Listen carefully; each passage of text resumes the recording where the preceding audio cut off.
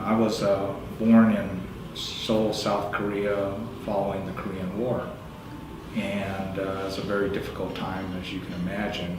And my mother, and this is a story I'm told, couldn't take care of me, so she had taken me to a police station, and then they in turn took me to an orphanage. And my mom, as I'm told officers that she just couldn't take care of me, and so that's when she asked that they take me. And so I was in an orphanage for up until I was 3. And then when I was 3, there was a African-American couple in central Los Angeles that through their church, so church just south of downtown Los Angeles, All People's Christian Church, they had and were interested in adoption.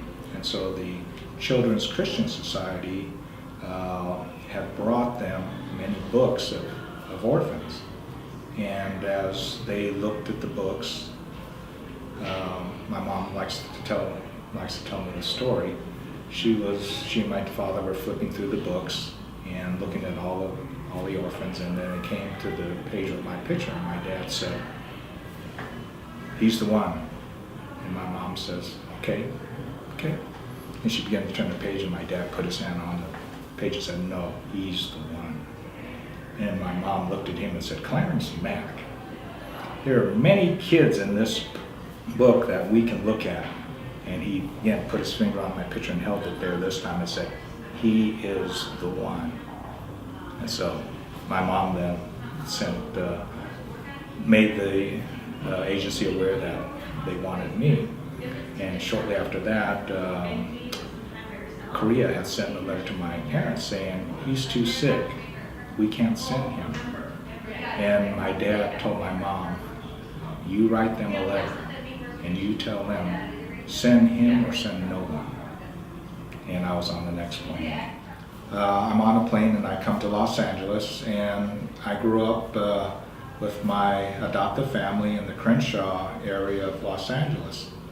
And at the time, it was a very rough area, as is central and what used to be called South Central Los Angeles, plagued with gangs. It was also just a very violent time for young people at the time. So growing up in my family, people often ask me, how did I identify? And I said, I identify by what came natural. My family is African American. I'm surrounded by African Americans, so that's who I identified with. I really didn't see myself in the mirror and saying I'm Korean. I felt African American, and so that's the way I grew up. As I went to school, school was a combination of many ethnicities. At first I went to 54th Street School, which was up in Baldwin Hills, so we had Caucasians, African Americans, Latino, Asians of different types, and proportionate. There was a good blend of people there, so I grew up in that environment.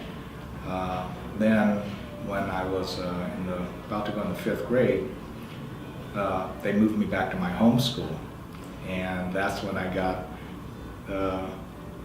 a real eye-opener, because I was now back in predominantly African American, some Latino, and even fewer Asians, and it was in the gang area. And so it was very difficult. It was almost a survival thing, trying to survive the gangs and the violence that kids were prone to at the time. Many of the other Asian families moved from the area at that time because it was so difficult for their kids. But because I grew up African American, I was able to make friends and interact with everyone. And the school I went to prior was diverse. My parents were very open-minded. My father was very much a believer in people's rights, and he, obviously they adopted a Korean kid, but they had friends of all types. So I never have this. This is our community, and we stay here. And it was very diverse when I grew up. But the at-large community was predominantly African American where we lived.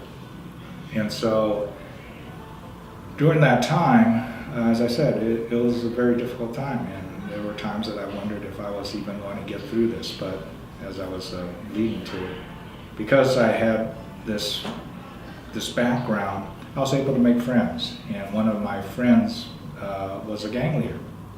And it's funny, we just did a TV show together not too long ago, and I found him through a show on National Geographic called LA Street Gangs.